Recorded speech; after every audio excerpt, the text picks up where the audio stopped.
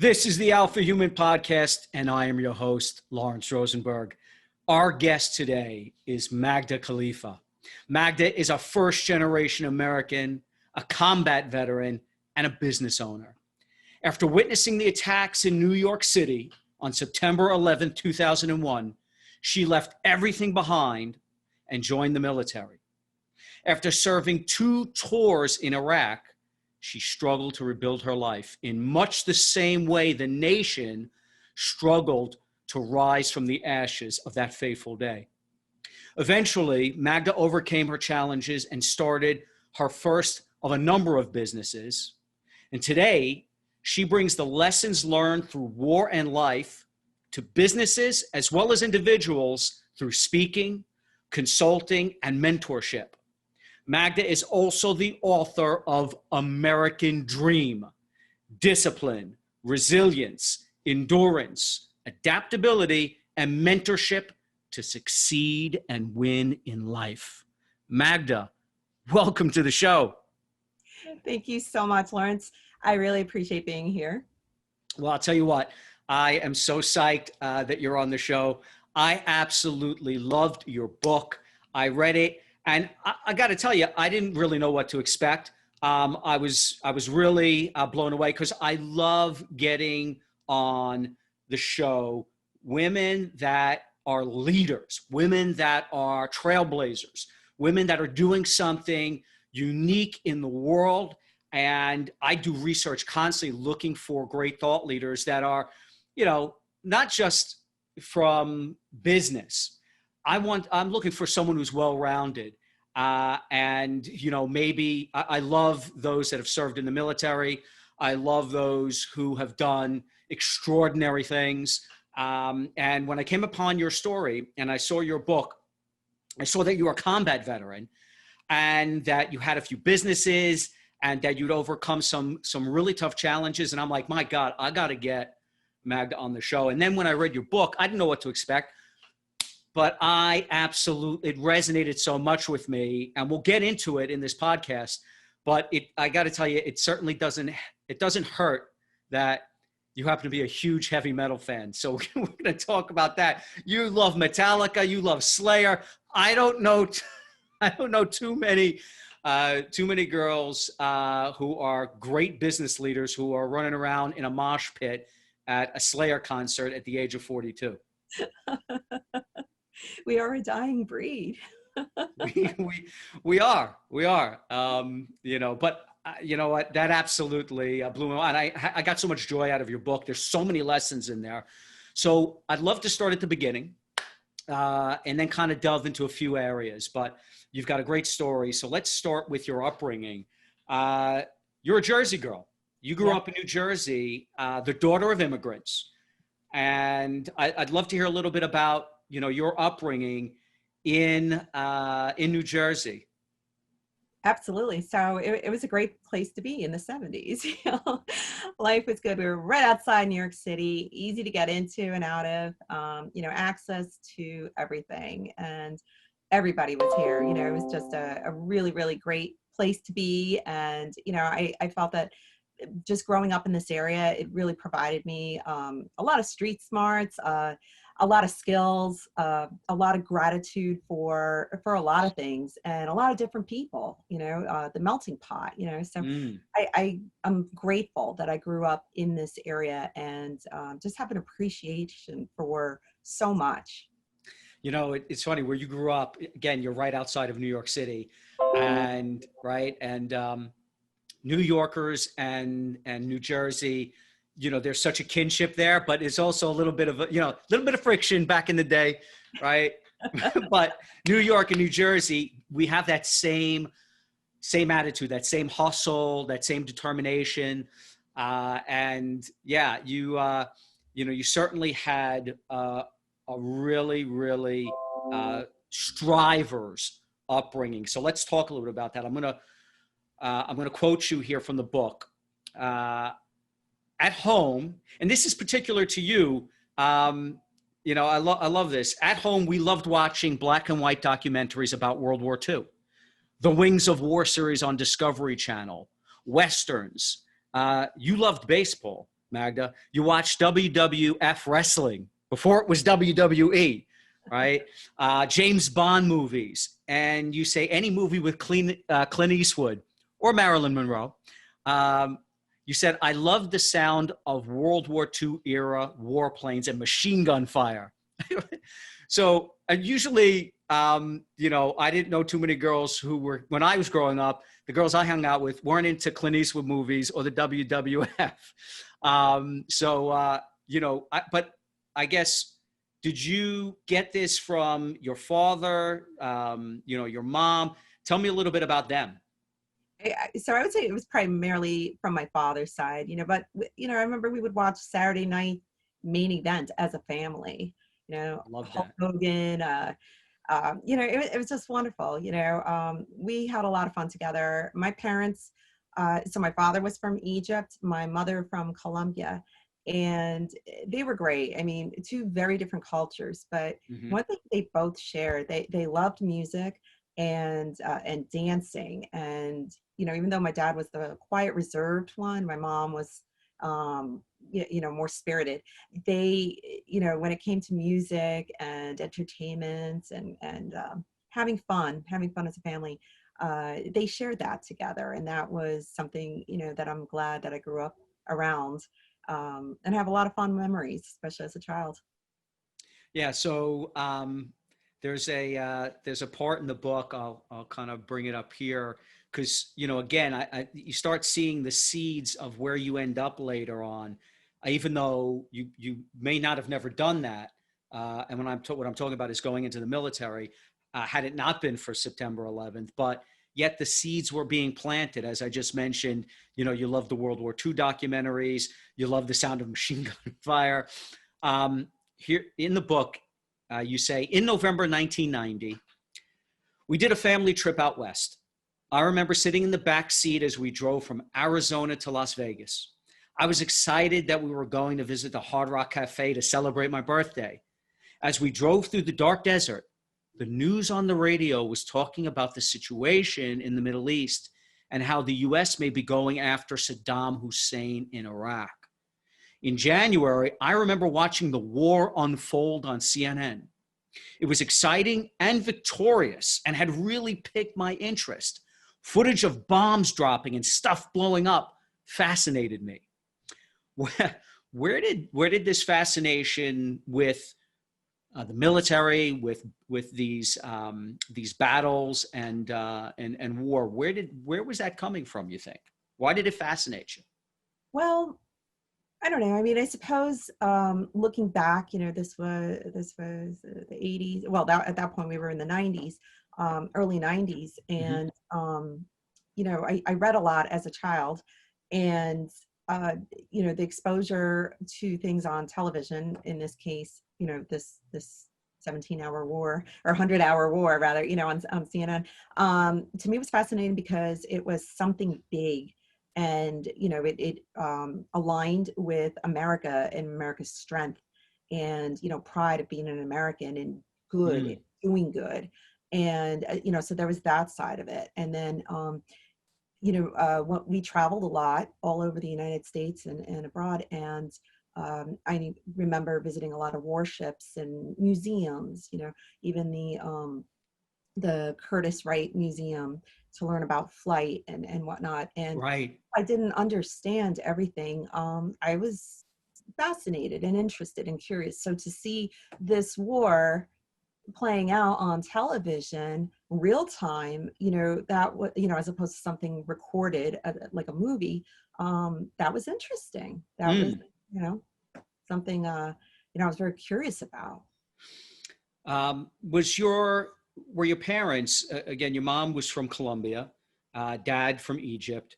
Um, were they, because I remember back then, there was so much patriotism. Uh, I'm a second generation. So my grandparents, that's where you start finding the immigrants in my family.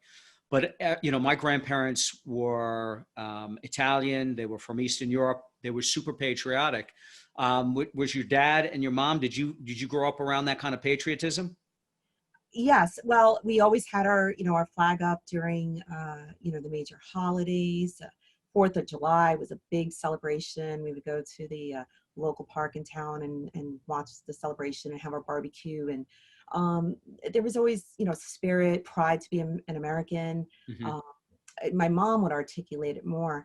I remember she shared a story about how, when she went to get naturalized, I guess at the courthouse, I was Hmm. a little baby, right? So she, brought me there and they gave her a little American flag and she gave it to me and I was waving it, as a little child would do, I suppose. And, it's one of those things that hearing her talk about it, uh, made me appreciate the country we were in. And of course, over the years, I had visited Colombia and I had visited Egypt, and I Okay. would hear stories. Mom was not as privileged growing up, Okay. and she would share stories just here and there, in passing, if you will, about some of the struggles growing up. And I remembered hearing that, and I guess that registered in my mind, and it just made me appreciate being born here in this country. And there is a passage in the book that, my father, I remember him speaking and telling me, you were born here. I came here at age 30. Um, you were born here. There's no excuse not to take advantage of every opportunity to succeed and live a good life. And I remember him saying that, and I always remember him saying that. So yes, there was a lot of like little planting of seeds, but it was just who they were. And that was just the environment that I grew up. And I uh, collected those um, little things that they said here and there. And that, collected over time and just helped shape who I was and my views of appreciation being a first generation American. Yeah, your mom, if I recall, tried to join the military when she got here. Was that did I read that correct? Yes, which is, when I heard that, I was already out of the military at that point. And she is something else. She is absolutely the strongest woman and probably one of the strongest people I know. Wow. I mean, just when she would drop these stories, every now and then, I'm like, what? Why am I just learning this? And yeah, 1968, height of the Vietnam War, Right. and she came over from Colombia. I think she had high school education, but was told by the recruiter, she wanted to join the military because she needed a job. And she was told by the recruiter at the New York Times recruiting station that her English wasn't good enough. So she didn't join the military. And I'm like, Wow. Mom, you were going to, like, I don't know, like I'm proud of her for, making the effort to do that. And I'm just kind of mind blown too. Yeah. I mean, she would have been in like this today. Yeah. They would have taken her in. That's so that, yeah, very powerful woman. And then your dad as well. He was a brilliant guy, apparently. Very, very bright. I think he was an engineer. Yes. He was an engineer and later a director of engineering. He had a couple patents and just extremely smart, when it came to Mm. like hard mathematical calculus homework. I mean, he can just answer, you know, the problems, one, two, three. And of course, I didn't have that gene. I struggled with the math side. Yeah, he was very smart. Well, yeah, you're right. He said in the book something along the lines of, he moved here when he was 30. If he would have been born here, he'd be a billionaire by now. Something like that, right? Yeah, yeah, he said that. And I realized, oh, wow, I am lucky to be born here. Wow. Amazing, amazing. Okay, so you're coming from the DNA of hustle, and now you're in Jersey. You got that Jersey spirit, and you've got a formula. Work equals money equals freedom. You got Jocko Willink who says discipline equals freedom. I like yours. Work equals money equals freedom. So you say in the book, you say the Jersey hustle was real, and work meant money, and money meant freedom. At 13 years old, you worked a summer job at a roller skating rink making pizzas. Quote, "We often hear that for people to do business with you, They have to know, like, and trust you. But you put a slightly different spin on it, Magda. The Jersey spin, I'll call it, which is kind of like the New York City version. All right. You say, growing up Jersey, I learned early on how to build relationships with everyone. It's what we did. There were no barriers. You could dislike someone and they could dislike you, but you both knew where each other stood and you could still do business together. That kind of rapport building goes a lot further than pretentious banter, which is limited. I was fortunate to learn early in life that everything falls on relationships. People prefer to do business with people they like, know, and trust. But even if they don't like you, but they know and trust you, you can still make a deal together. You can be the most affable, likable person, but if they don't know you, if you have no relationship, collaboration of any kind will be hard pressed. I think that's very interesting. So you say, look, because it's almost like a sales mantra now, no like and trust, no like and trust, no like and trust. You're like, yeah, like, we get it. But as long as someone knows and trusts you, not everyone's going to get along, but deals can be made. And in this day and age, there's a lot of division in the world. And it's good to know that, you know what, we don't have to agree on everything. Hey, we could still make a deal here. We have common interests. Can you talk a little bit about, learning? First of all, you're working at 13 years old. Today, no one's working at 13. Be like shot, it's like working in a sweatshop. I'm very grateful that I entered the workforce even on a part-time basis early on. I mean, it was great. I was around adults. I had responsibility. I had a little paycheck, $3.35 an hour. But Right. It got me my Metallica cassette tapes. Strong. No, it was wonderful. And I just want to get more experience, do things, I had this natural curiosity about life. I think that came from the upbringing I had and, what we had started to talk about in the beginning of the show. But I do believe it. Up here in Jersey, you can not like people, or a particular person, but you could still work with them. You could still do things, because if you understand them, at common ground. And I don't see that as much elsewhere. And, it's something that I've been fortunate, I guess, to be exposed to and to learn, because I think that's opened up more relationships and maybe opened up relationships that would otherwise have been harder to build, professionally and even personally. So it's I love it. Like groupthink can be very dangerous. And I've been in environments where I'm the collective thinking, well, obviously in the military, I mean, the discipline, you have a collective output, if you will. But I've been in many environments and I lived in different places where collective thinking, can be dangerous and limiting. And I realized I'm more of an original thought kind of person, maybe an acquired taste at times, and that's okay. I'd rather be true to myself, and I'd rather people know the real me than, play the game, because Interesting. yeah. That's definitely not in abundance these days. But your dad taught you something early on, which I'd like you to kind of comment on. He said, become invaluable at work and you will always have a job. I remember him speaking to me about that specifically. And it was like he figured out the system, and he had a family to feed and take care of. So I'm not a parent, but I appreciated that he figured out quickly, like so many immigrants who come over.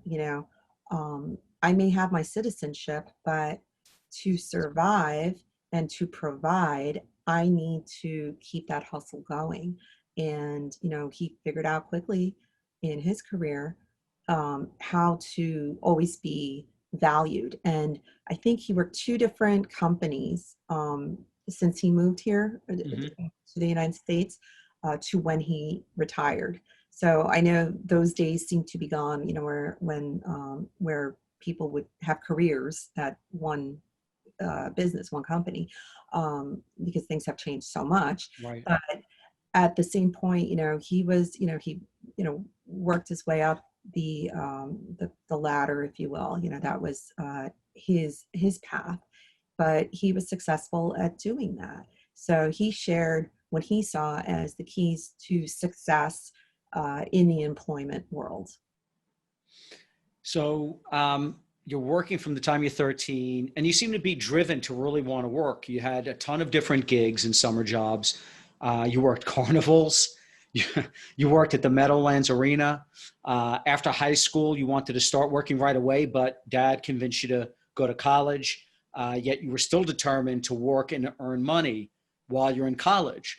So quote, I had no choice than to become highly disciplined and efficient at time management so I could get studies in and make time to continue working part-time jobs so that I had money. There were no excuses. I knew what I had to do to advance my life, and I knew no one was going to do it for me. If it was meant to be, it was up to me, and no one and nothing was going to get in my way. Little did I know at the time that I was already executing the whatever it takes mindset I learned from one of my mentors years later. I adapted to the circumstances, I sacrificed social time, and I made it happen. Some classmates at school didn't understand why I chose to work hard instead of joining a sorority or attending campus parties. I never felt the need to explain, and conversely, wondered why they felt the overwhelming need to be liked and to fit in through groupthink and predefined social acceptance. So, again, even from this time, you seem to be kind of breaking out of that social norm, that groupthink, that hive mind that so many people fall into. You seem to be a bit of an iconoclast. Why do you think that was? I mean, I'm not sure why I saw things that with clarity in that sense. But I do know at a tactical level, if I worked, that meant I had money. If I had money, I can buy what I wanted or do things that I wanted to do. So that was the logic that, that drove it, if you will. And it was rewarding to be able to chart and take control of the direction of my life. And, groupthink can be dangerous, and I felt that I was moving forward faster in many ways. And that boosted my confidence and kind of propelled me to keep going in pursuing all of the things that I ended up pursuing. So I think that kind of is encapsulated when you say in the book, or when you advise in the book, to live a life where you have enough conviction in yourself that any underestimation of you is at the detriment of anyone who does so. The right people are attracted to that inner strength. Others may not see it. Whatever, it does not matter. You and you alone are responsible for the decisions you make and where you go and what you do in life. So this seems to be a lost sentiment, Magda, among many today who feel that they are the victim of their environment or of circumstances beyond their control. Yep. Yeah, I don't understand the victimhood. I just don't. Are there injustices in society, in the world? Absolutely. But what people don't understand is that they can take whatever experiences they have and they can use that to boost where they're going. They can use the injustices, I'm using as a general term, as fuel to keep them moving forth. And it's so powerful because when enough bad things or unfair things happen to you, you have a choice. You can play the victim, or you could say, screw it, I'm just going to keep going and I'm going to push harder and nothing is going to stop me. And, I know the path I chose, and don't see enough messaging along those lines or examples out there today. Now, there are plenty of examples of that. And that's, when I realized, when I realized I have an example in how I've led my life, and I needed to share it, because not doing so is not going to serve others. So that, that's one of the reasons I wrote the book. It's, again, not going to be for everybody, but for somebody that really wants to make a difference in their life, they have to have that intent, but they have the power within themselves to do so. And there's so many examples out there, really, but people either don't take the time to look at it, and it's, especially today, everything is soundbite kind of world. Yeah. And lessons learned. Did I know 20 years ago what I know now? Of course not. We don't.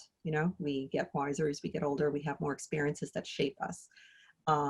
But hopefully too, and I'm striving to do this, is find a way to articulate it and pay forward, so that others, whomever that may be, can benefit from it. 'Cause I get it.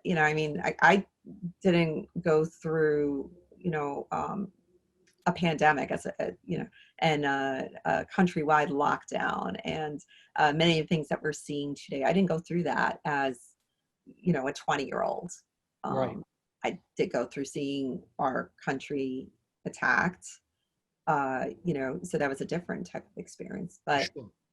we all have something, life is going to suck many times for all of us, and many times in our lives. And, what are we going to do about it? So it's amazing how powerful, how strong, how resilient we human beings are. We just don't know it. A lot of us do not know it. Those that know it, I believe, have a duty to put it forth in their own unique way and help others find it, because collectively, we're stronger when people are stronger. And this getting back to what you said about, the victimhood message out there. Oh my goodness. Like I roll my eyes at it, because I'm like, come on, every single human being in this country can, play that I'm a victim with so many different aspects of their lives. And yes, do bad things happen? Absolutely. And, and there's a scale of many different things that go on. But what are you going to do about it? Are you going to let that episode in your life dominate and steal your goals, your dreams from you, your livelihood, who you are? And I get it. There are many different experiences that can really rock your world and can take some time. We're not, robots. We're humans. We have feelings, and we have to process things, and we think and we overthink, and any combination thereof. But you have to know, you have to build that conviction in yourself. And personally, I'm grateful when I think back to a lot of the hardships I've experienced in life. I am so grateful, because I wouldn't be the person I am today had I not gone through that. I would be a good person, but I don't know that I would be, I don't know that I would be the leader that I am. I don't know that I would be taking the risks that I do take, and growing the way I'm growing, and in turn helping others find their voice, find their inner resilience too. So of course I'm grateful. And most things in life, you get through it. You get through it, have some more experiences. Pretty soon, the good experiences, if you surround yourself with the right people and do the right thing, and you're a good person, the good is going to outweigh the bad. And I think it's so important to be able to have enough going on in your life that it puts time and distance between the bad of the past and where you are today. Yeah, I think all of us to some degree can, play the victim. We've been victimized. And we can all certainly think of times in our lives. Again, there's a scale, right? But I don't know one great success story. Okay, maybe there's an anomaly. But there's very few great success stories where those who have risen have had to not rise from the ashes, have had to not become a phoenix, have had to not go through tough times in order to be who they were.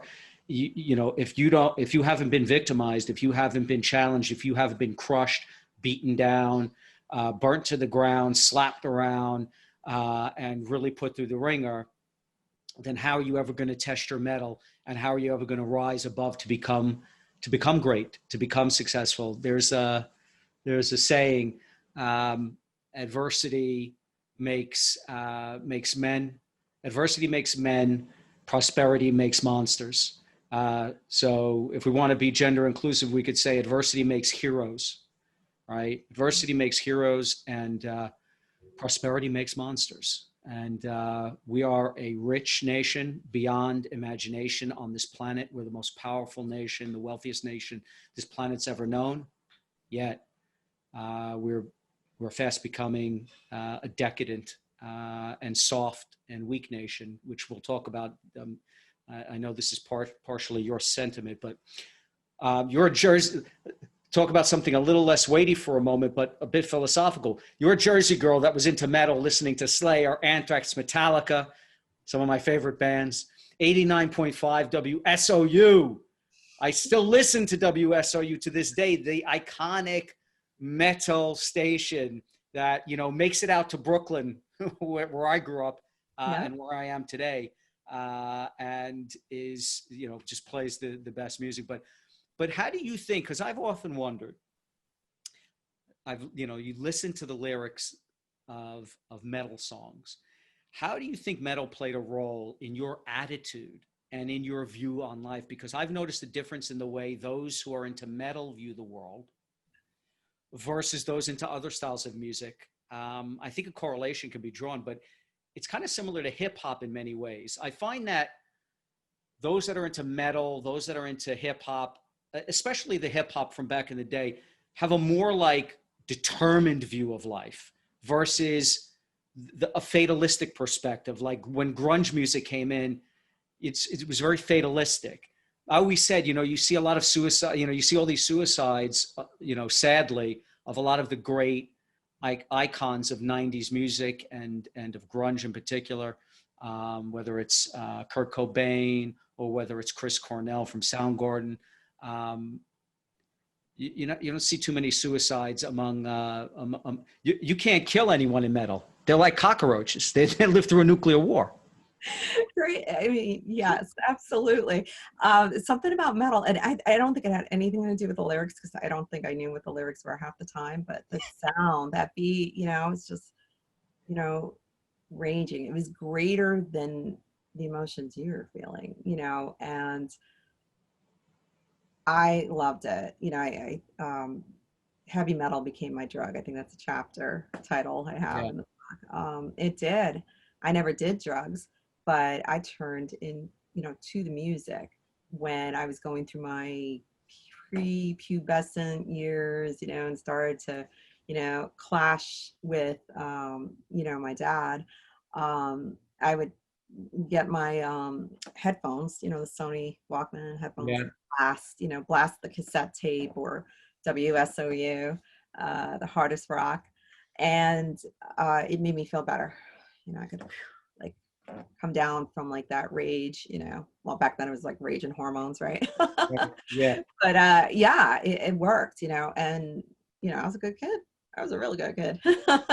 But something about that music. So later on, obviously in war, during some tough times, of course, I would listen to that music as well. And, to pump myself up before missions. And also later on when I started, working out very intensely, I would turn to that kind of music, and that would really just drive that workout and push me to go like a little further, dig deep into the pain, I like a lot of music, don't get me wrong, but pop is not going to cut it for me when I'm working out, intensely. Maybe if I'm going for a nice jog or something else. But you know, metal is powerful. It's a powerful tool, and obviously there's not as much metal or new metal, I should say, in the world today that there was when you and I were growing up. So I feel very fortunate to have lived through that, through its heyday, and you know, to have found its use as a tool. So with hip hop, you're right. There's probably correlations with that as well. You know, although I think I believe that's more so on the lyric side versus the instrumental range of you know, metal. You know, shredding guitars and, you know, double bass drums and everything. It's just a different type of tool.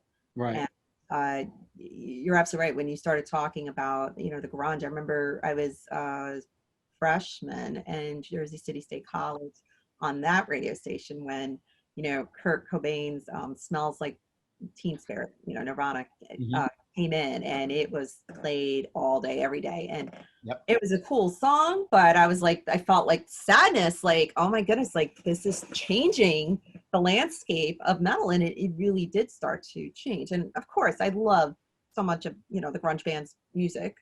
However, I could feel that change, you know, in the air.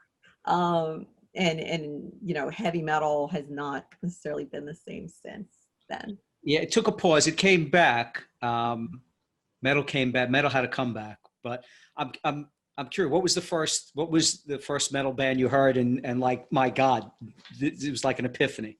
Metallica and Ozzy, I was exposed to first, and Slayer soon afterwards. Right. And Metallica was the first metal show that I went to.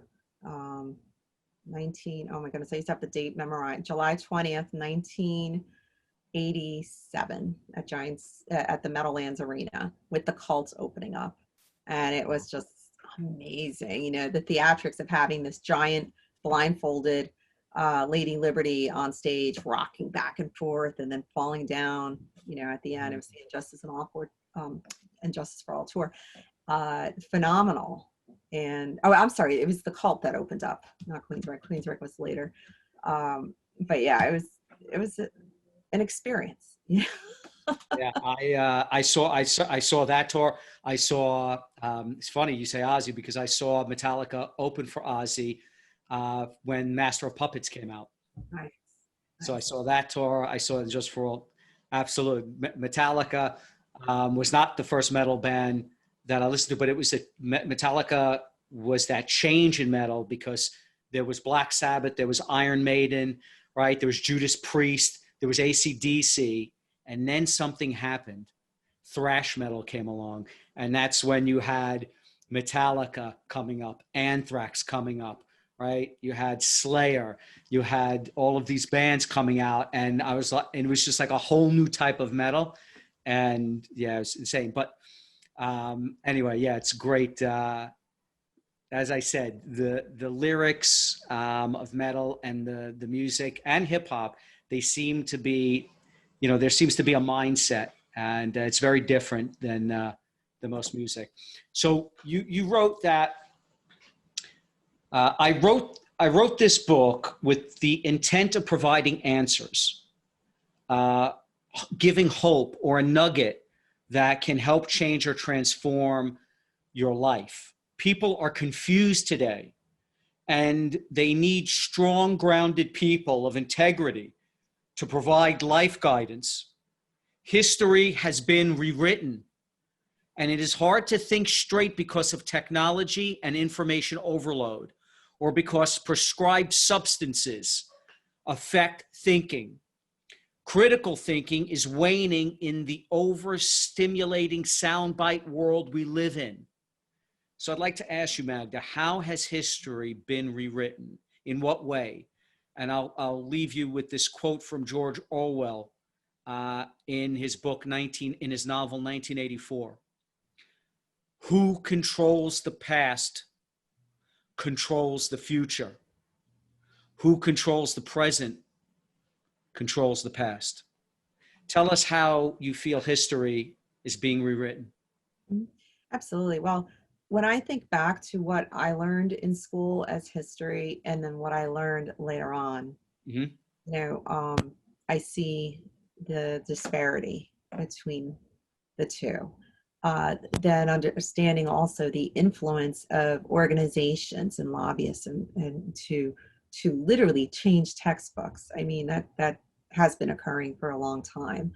So you have to wonder what the truth is, what's out there. And, I understand when people want to homeschool their children, or, they want to send their children to schools, private type schools, Hmm. so that they have better control of the education that they're receiving. I get it. I get it. I do.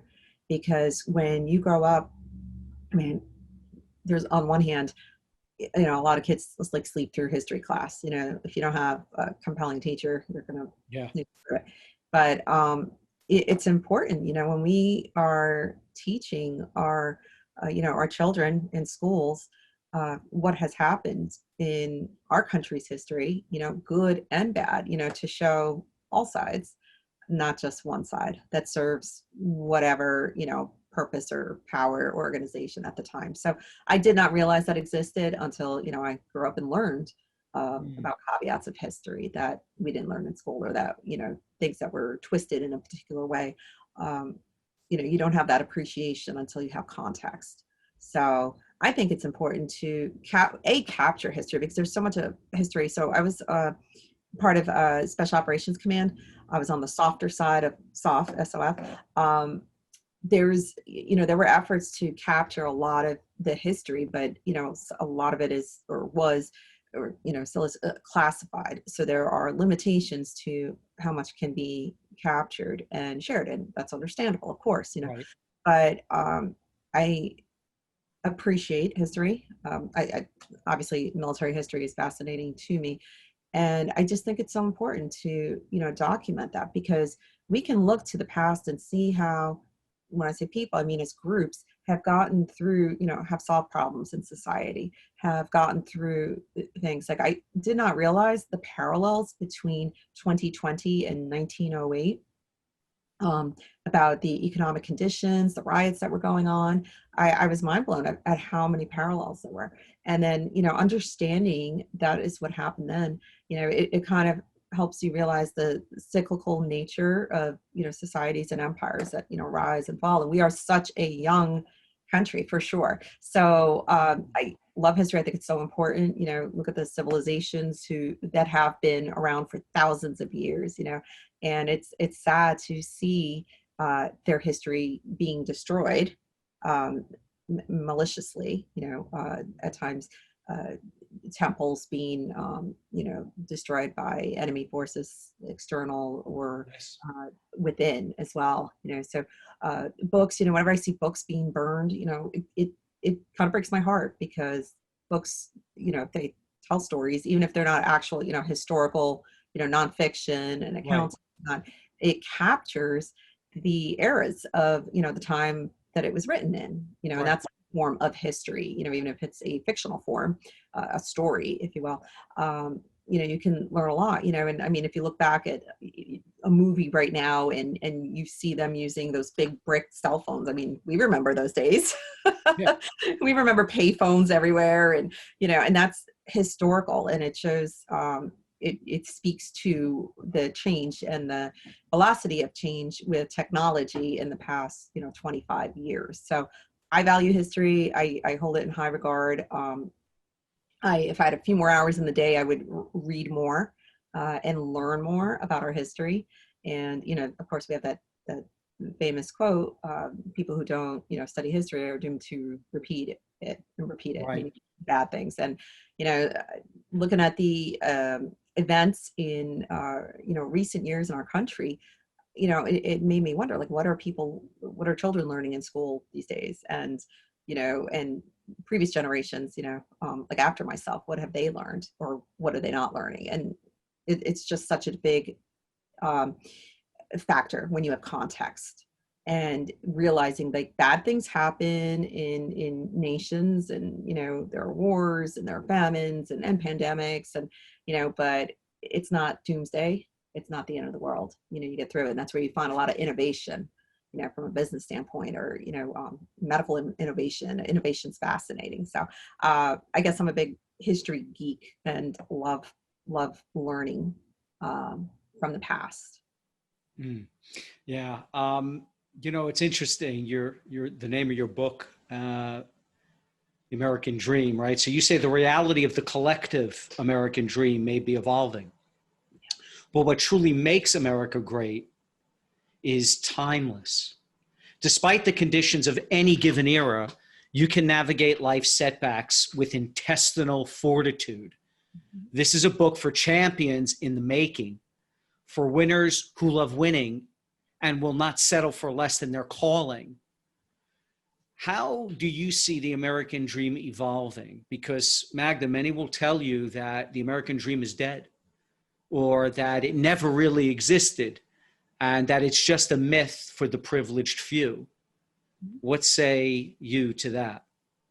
So I will not dismiss the fact that many people feel that way. And I understand, given circumstances today, why many would feel that way. Mm-hmm. However, I feel compelled to enlighten in my own way and show that there is so much more that they clearly have not been exposed to, whether, going back one layer, what we were just talking about, read books in history and realize, people have had it a lot worse and a lot harder than we have. People who built our country, they did a lot more without, a cell phone, electricity. They did great things without, notifications that people like what they're doing. I mean, seriously, like, I just, it's a combination of, or there are a combination of factors which have created this environment, which have created this situation. Technology for sure.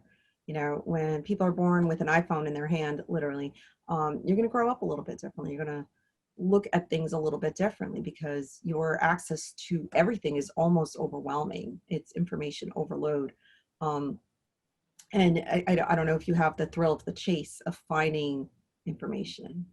And I'm not saying, like, back in the day when we went to the library, to do our research papers, but just trying to figure things out, and so there's that aspect. Then also the over medication of Americans, I will say, just generally speaking, of Americans with psychotropic drugs. And I did get into that in the book deeply because of from what I saw in the veteran community and the lives that it ended because of polypharmacy.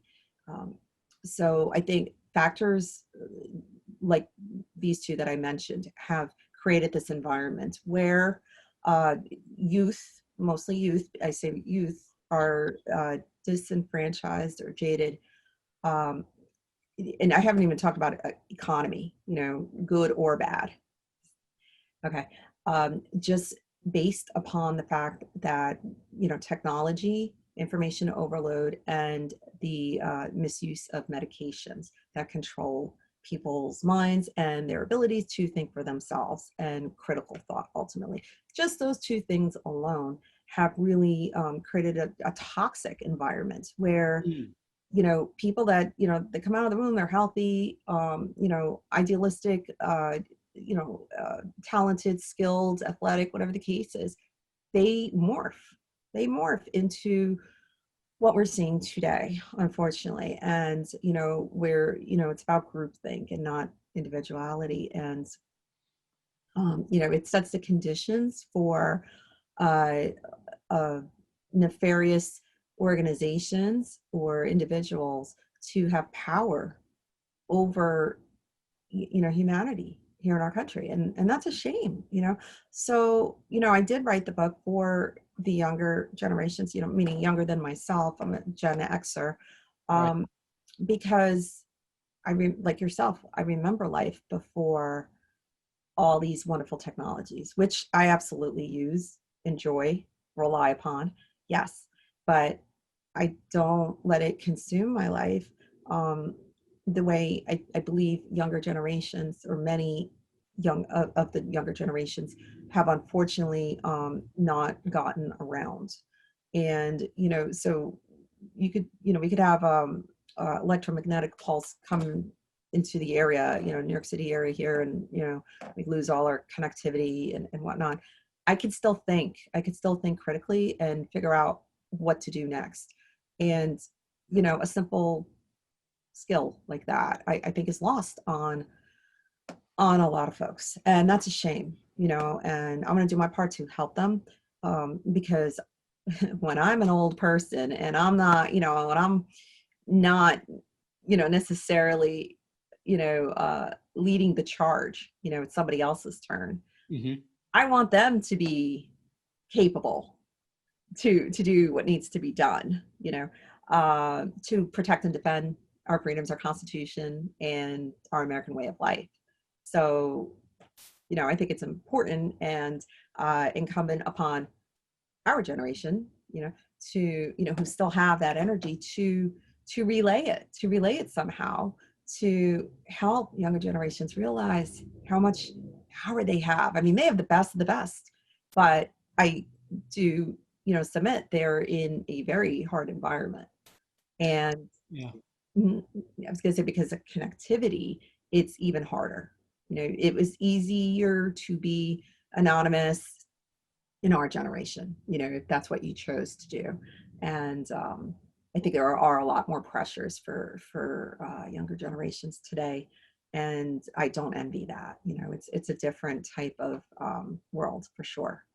Yeah. I mean, it's so true what you're saying. There was a study, a nationwide study that was performed by Cigna, the health services company, and it was about how America was operating under the premise or the conclusion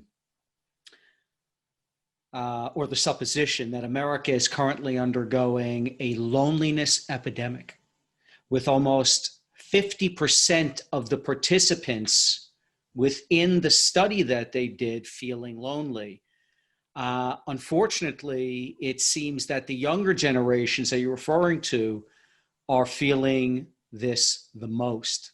So the study found that loneliness scores rose among the younger generations, right? With the youngest generation, Gen Z, feeling the loneliest. So here's a quote from the study. Gen Z and millennials spend more time on social media than at any other generation. Than any other generation. And many officials think that the curated versions people put of themselves online make it difficult to create real connections with others. Social networking sites foster an environment for artificial interactions that provide superficial connections rather than the actual meaningful connections that face-to-face interactions provide. In fact, a recent study published by Clinical Psychological Science revealed that adolescents between the ages of 13 and 18 who spent more time on social media and smartphones were also more likely to report mental health issues, as opposed to teens who spent more time hanging out with their friends or exercising, doing homework, reading print media. I don't know any teens that are reading print media anymore, or attending religious services. So, as you've said, it appears that the technology that is meant to make us or help us become more connected is actually making us lonelier. Mm-hmm. Energy levels, there are energy levels when, you're standing next to somebody, you can feel their energy, they can feel yours. When you're communicating over a screen, you could see them, you can hear them, but you can't experience the energy levels, and we're human beings. We're made to be social. So, add, 2020 and the pandemic lockdown. I mean, the stats, I saw a stat that the veteran suicide rate, which was already high, Oh gosh, I wish I had the exact number, so I'm not going to say. They claim it's 22 a day.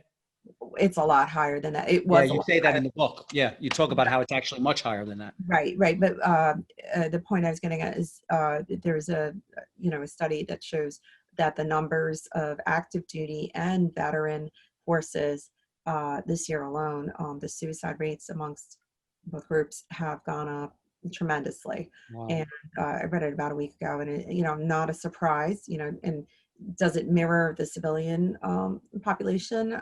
Maybe not, but as a veteran, it's sadder to even see this kind of news, of course, but not a surprise at all. And because a lockdown, when you're not back when it was at its worst, right in the beginning, um, when people were prevented from being around other people. I mean, I was in my tiny apartment.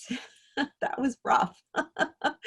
The building I was in, locked down their amenities. So we didn't have that social space. So I was confined to a very small apartment. And, I'm on the healthy side. I'm on a great side, but it was definitely challenging, to not be able to be around people. And I like my alone time, believe me, but at the same point, it's unbelievable how much damage has been done to our society. Another factor on top of the other factors I'd mentioned earlier, it's a recipe for disaster. And, it's a shame. And that's why, all of us that have something of value to put forth, we need to not be selfish and to, pay it forward to those who need it. And I believe, as we've spoken about, the younger generations are the ones who, at this point, need us the most. So yes, certainly the older generations, seniors who simply living alone, and now, with COVID and whatnot, they're more alone and constantly homes and stuff and whatnot. So sure, yes, that's a side of the point. But I think certainly as our future leaders, they need to break through. And those of us that can shed any light on ways to break through need to do that. Otherwise, our future as a nation, looks darker than it needs to be. And it can be so much better, if we start to really address this thoroughly. Right. Wow. So, okay. So you actually have some really powerful advice to kind of help transition, from a life that is kind of, spiraling out, that is lonely, that is depressing, and that, is really, a struggle for many people who really just are lost. But I want to get back to your story, because I know we kind of went off on a tangent there, about how you ended up going from like having an incredible life, and everything rocking and rolling, to really being, in the depths of, and the worst part of your life, and how you summoned the will to kind of break out of that. Let's go back to when you were a young adult, right? You were a teenager, still maybe you were 19 at this point, but it's your sophomore year of college, and you transferred to New Jersey Seton Hall. So WSOU. So you combined, I believe, business with communications, as your dad ended up suggesting to you. But the communications part was really driven, I think, by your love of metal and your desire to be part of Seton Hall's iconic hard rock college radio station, the aforementioned WSOU. Getting a chance to be part of that radio station. But along the way, you became very intrigued while you were there. Instead of becoming a disc jockey on WSOU, or maybe you had a few guest spots. I don't know if I ever heard you back in the day, but you actually kind of got sidetracked because you became very intrigued with with Seton Hall's ROTC program, after you saw some cadets who had been to Army Ranger School. Yes. So I did receive a letter while I was transitioning over from Jersey City State, as it was called back then, New Jersey University now. And it mentioned this ROTC program, Cadet Challenge, go to 6 weeks down at Fort Knox, Kentucky. So I went, and it was a blast. And I loved it. Well, hold on a second. Wait, wait.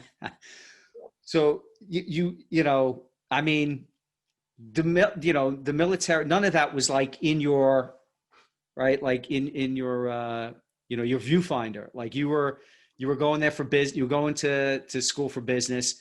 You were going to do the communications thing. You thought, hey, really cool. I can go to, and kind of DJ at WSOU and be part of that scene there, the hard rock scene. ROTs, like, again, earlier when those seeds were planted about how you loved the military, what was it about seeing those cadets who had been off to Army Ranger School? What was it about that kind of caught your eye? The challenge, the opportunity to, evolve as a person, have more skills, and of course, the military, exudes something beautiful and powerful, Yeah. and it attracts, people who want to be part of something like that, even if they don't fully understand what all is involved. So to me, it wasn't the reason I joined later on, a very separate, different time in my life. Right. But I had this opportunity. Okay, I got this letter. Let's do this, and I did, and I earned a scholarship. But my father talked me out of accepting that scholarship, and basically the scholarship would have committed me to a period of time in the U.S. military as an officer upon completion of graduation and officer candidate school, but or not OCS. I would have had that with ROTC. Whatever school they would have gone to learn my branch.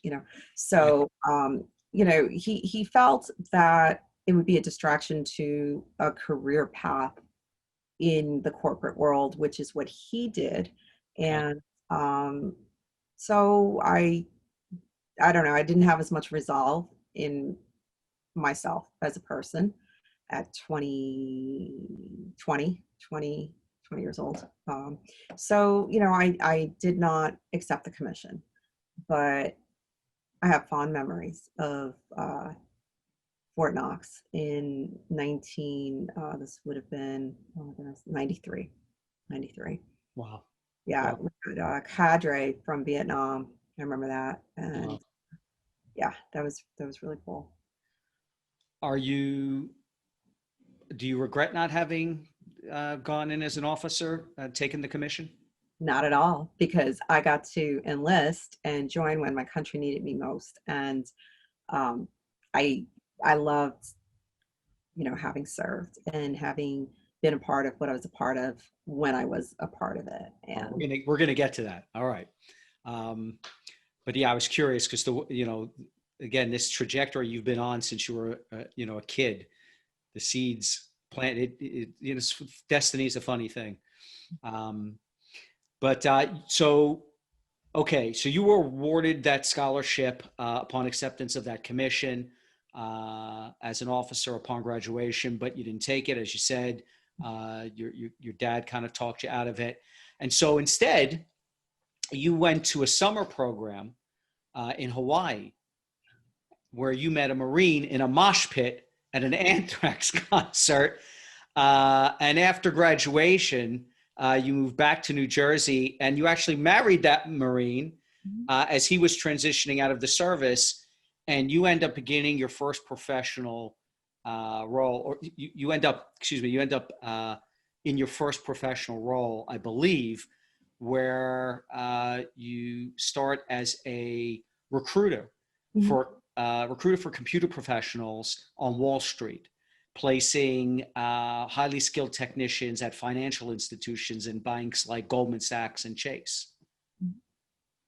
So now you're like like you're in the power seat, and you're in, you're in where the business and deal making and fast money and electricity. You're like now, like in the belly of the beast of hardcore real business, right? And what was it like? This has been something you've been working since you were a kid. You've always dreamed of being a success story. You always were working, and now you're in this opportunity to kind of make a name for yourself in this really fast-paced business world. What was it like in that first role? It was great in so many levels because I was not distracted by school. I could work full time and earn a full time paycheck, which was awesome. That's where I wanted to be. But there were things that were missing, of course, because I was starting at the bottom of the, recruiting world, and, it paid well. And I loved commuting into, New York City, and, I talk about that, going, taking the path and the ferry over and just being part of that commuter back and forth and getting into the rat race. But it was exciting, at the time. And, it was fulfilling in many, many ways. But then I saw, that the people that I was placing were making, beaucoup dollars, like. Were they making like $2,000 a day? Yeah, for SAP consultants. This was in 95. And I thought, wait a minute, I'm not quite there. I need to really get into this technical field. So I made that switch. Yes, you did. So you went from being the headhunter to wanting to be one of the candidates because you saw how much money they were making. I became the hunted. Not a bad way to be hunted. Yeah. So you did that. It's crazy. You learned to code. You eventually moved, and then from there you eventually moved on to becoming a Microsoft network administrator. So in the space of a few years, you became very successful. The jobs were bountiful, and back then we didn't have as many, skilled technicians to do, these jobs. IT was new, MIS as it was called then, management information systems, exchange servers, yeah. It was great because the technology was evolving constantly, obviously, rollouts, with the new operating systems and, and then have to update the servers and everything. So I enjoyed the technical aspect. The pay was great. And, my husband was in that field as well on the Novell side. And so we had a good life. We worked our hours. It was a Monday through Friday job, but when you're IT, it's kind of around the clock. I talked about spending Y2K in the server room, but everything went well. The world, didn't end. Right. So, we celebrated with the bubbly afterwards, but it was the 90s were very, very lucrative, and I was in the right field. So, okay. So yeah, and you talk about it in the book. You guys were doing great. You and your husband, the Marine. You call him the Marine. I love it. So you're a young couple. You guys are making great money. You bought a beautiful house in Jersey. You've got a 3000 GT Mitsubishi sports car.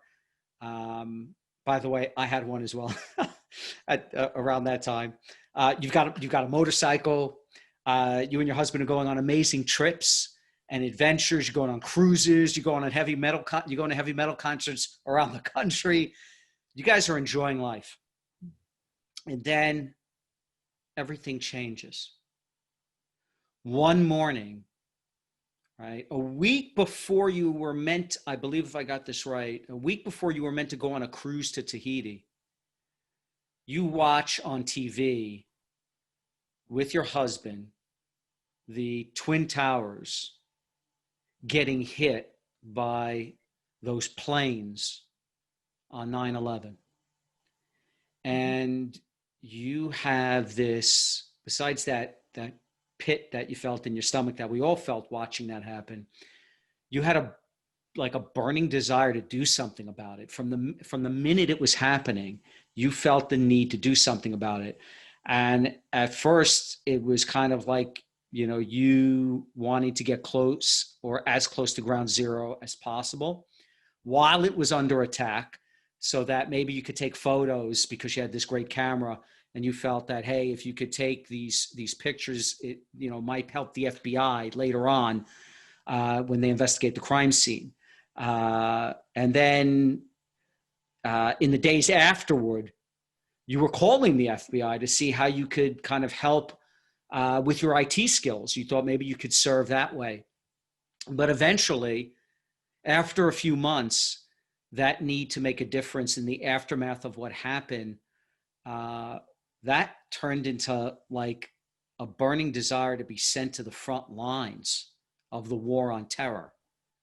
And that's like we're talking like a big jump. You go from, I want to take some photos, I want to lend my IT skills, I want to help my community. Next thing you know, you're like, you know what? You want to go to the front line. So I'm going to quote you, okay? The fire in my belly was lit and shock turned into anger. I visited the Army recruiting office in Montclair, New Jersey in January of 2002. I wanted to deploy overseas and go outside the wire and not be stuck on a base. So I was thinking military police. I did not meet the height requirements for the MPs, so the recruiter recommended civil affairs, which I hadn't heard of. Now, this wasn't public affairs, he explained. Civil affairs was the only reserve unit in Special Operations Command. I was intrigued. He further explained that the job deploys soldiers during peacetime and wartime and had special requirements to get in. You would work with the best of the best and be a critical part of everything wherever you go. Boom, I was sold. Just get me there and I'll figure out the rest. So Magda, can you talk about how that fire in the belly developed in the aftermath of 9/11 and what compelled you to leave behind like a perfect life, an abundant life with everything? Yeah, I mean, it's not something many others didn't experience and feel. To see the area you lived in attacked, to see and smell the attack, and to know of so many people that lost their lives. My husband worked in a company that was on the 101st floor. He wasn't there that day, and he was going into a different location, and he lost almost 200 coworkers. So it was very personal for our family. No, I didn't know them personally. I knew their names, some of them I knew their names, but obviously he had to keep working. He was IT, and the servers were at the bottom of the rubble. So they had their challenges. But the feeling of being helpless sucked and compelled me to do something. And, when, as the smoke cleared and we learned what had happened, that made me very angry, because I love my country, and how dare they attack our country, and in multiple locations. And I needed to do something. So that's when I decided I'm going to join the Army Reserve. I mean, again, it's interesting. It's like, this is a big shock to the system, right? So, extraordinary times sometimes call for extraordinary measures. And you leave this great life you built for yourself and go off into the unknown. I want to kind of point something out here for a moment, because earlier on you described how, in working as a headhunter on Wall Street, that while you were there in that recruitment firm, you said that a senior level player at the company took you to lunch and gave you feedback regarding your clothes. She suggested that you invest in dressing and looking the part of a power player on Wall Street, but you didn't quite follow her advice. I'm going to quote you. How would I ever aspire to be the success she was if I didn't dress the part? It made sense, but I didn't know the first thing about looking all put together, and I certainly didn't have the cash to afford several outfits that cost hundreds of dollars. Obviously, those were all excuses, I told myself and believed. The truth is, though I did not want it at the time, the truth is, though I did not know it at the time because I did not know myself enough, I actually didn't want to pay the price to look the part, to have the job badly enough. Now, Magda, I want to kind of make a correlation here because later on in the book, as you talk about, okay, now you're going to Iraq. You're leaving behind your life, right? We had all the toys, all the accoutrements of a successful lifestyle. You're going into a combat zone. And you realize that the contact lenses that you wore would not cut it in the desert. And that also glasses, yeah, you can wear glasses, but that they're a liability in combat. So you went out and spent $5,500 on what was at the time a new form of LASIK surgery to correct your eyesight. So is this where the passion to be what you truly seek to become means that you will do whatever it takes, you'll invest whatever it takes, you'll leave behind whatever you have, and that if you're not willing to do those things, if you're not willing to invest in a particular pursuit and go all in, then perhaps you really don't want to be there. 100%. It's a perfect double example, which really shows when you know what you really, really, really, really want to do, you're going to commit on all levels. So many of us, of course, when we're younger, we're led down paths that they're not bad paths, but they may not be the path that we're meant to, to be on or to be on for a long time. And, that's what I was experiencing early in my career. And, obviously at this point when I enlisted, I was 29. I wanted to do this. Like, I was very certain of it. This wasn't someone else's suggestion or anything like that. This came from within. So it was very clear to me. I had clarity at that point. And so it made decisions easier.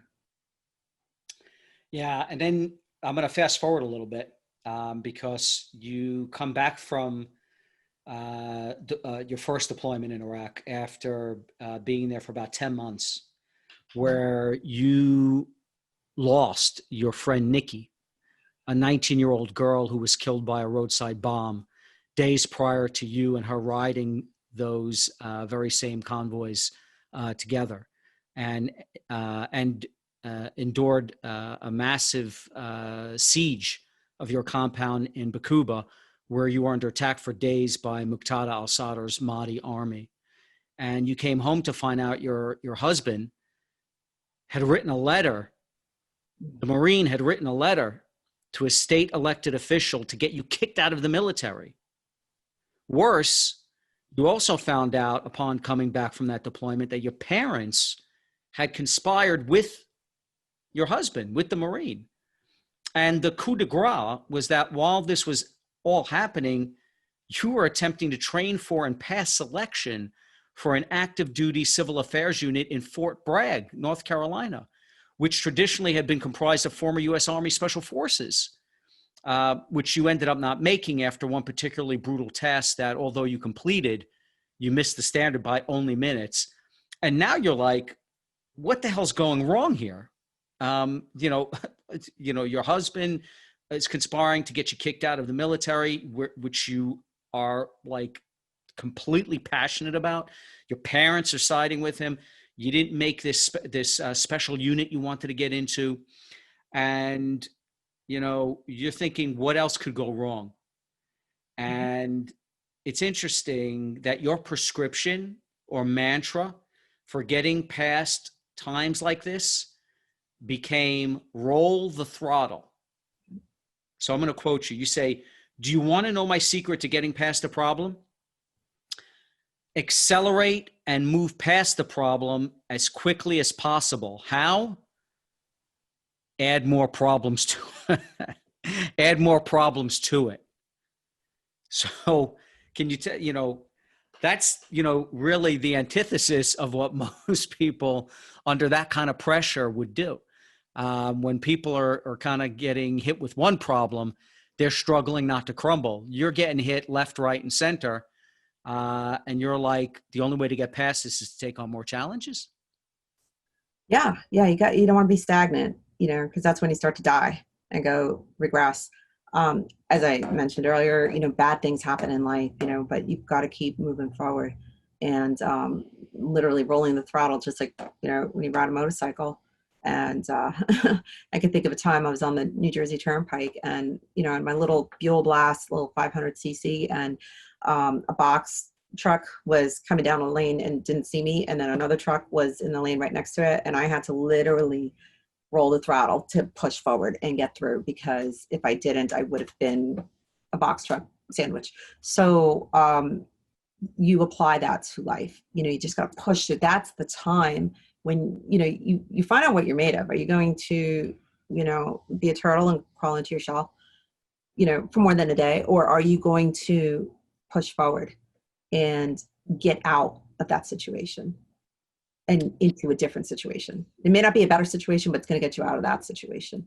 And you have to, I don't know, it just seems to be the natural thing to do. That's how I've lived my life. It served me well. Why sit and idle in a bad spot and run out of gas? Yeah, well, you certainly didn't idle while you were waiting to be deployed again.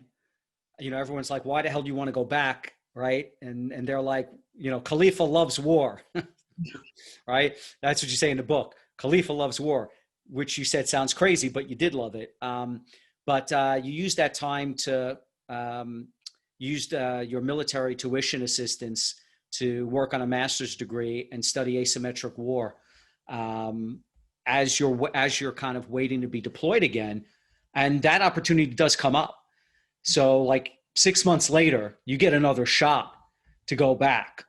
And so you talk about,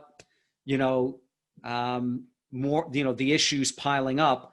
So you go back and you know what? You start getting it again, because you end up with some really toxic people when you go there initially. So once you got to Iraq, your team leader and some of the other civil affairs guys that you knew well from Fort Bragg that seemed to be good to go, like Roger and Ted, were no longer gung-ho once they got, into the suck, right? They turned out to be frustrated and stressed and scared, and they seemed to have animosity for being forced to deploy back to Iraq. In particular, your sergeant, Ted, initially you thought you were going to be the sergeant, but this guy, Ted, ends up being the sergeant. And he would make comments to you like, why would a pretty girl like you volunteer to serve another combat tour? And why are you not a mother yet? And he also says, why can't I just lock you in your room? So clearly there's a difference between gung-ho professional soldiers who have the drive to fight and those who regret that they signed up and resent having to be deployed to combat zones. And it seems that you found a fair bit of this toxicity among some of those you worked with. That really surprised me. And, again, having had to deal with what you were dealing with back at home with your husband, the Marine, and your parents, and trying to get you out of the military. Now you've got some leaders that are extremely toxic. I mean, it seems like one hit after the other. How did this hit you? Because, you're always thinking, at least if you're on the outside, like myself, you're thinking, man, everyone in the military, they're in the thick of it. They're gung ho. They're up for the fight. They're inspired. They're motivated, but obviously not everybody is. No. I caught the, the intersection of the demand, the increased demand on the force Hmm. for, in our case, civil affairs soldiers, and the lack of supply of properly trained soldiers. So that team, was comprised of people who didn't necessarily want to do that job, didn't, they joined the Army under, a different job, but they were told to do this job. So they didn't want to be there. And, working with people who, and this doesn't have to do just with the military, but any team, any small team, when you're working with people that don't want to be there and don't want to do the job, and you're the only one that does, it's not a great relationship right there. So yeah, it definitely had its challenges. I couldn't believe it. This was my second tour, and there was no guidebook. I remember attempting to reach out to my chain of command, who were located in different areas and across the country, and we didn't, obviously communications was not like, we didn't have cell phones. Yeah, I'm making a joke because things have changed, but it was challenging. Now, looking back, I definitely, things happened that, I found myself in a position where I was scared, and I felt they didn't have my back. I talk about some of it in there, Yeah, you but do. but years later, what, I've been out 13 years now, I was lucky. I made it back without incident and harm to me. A lot of other soldiers and service members didn't, and their stories went to the grave with them. Yeah.